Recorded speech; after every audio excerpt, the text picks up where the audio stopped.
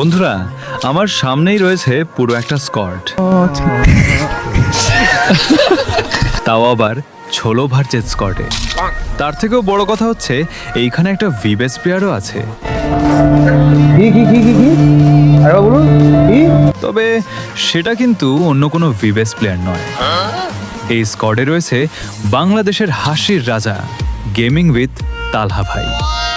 তবে তার স্কোয়াডকে মারা যেমন তেমন কথা না, তবে আমার কাছে এটা কোনো ব্যাপার না। তাহলে চলেন দেখি তালহা ভাইয়ের স্কোয়াডকে মারতে পারি কিনা।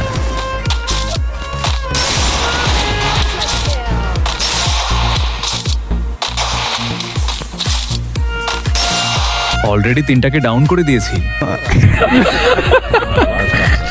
এরপর তালহা ভাইকে মারার পরে তার রিয়াকশনটা একবার দেখেন।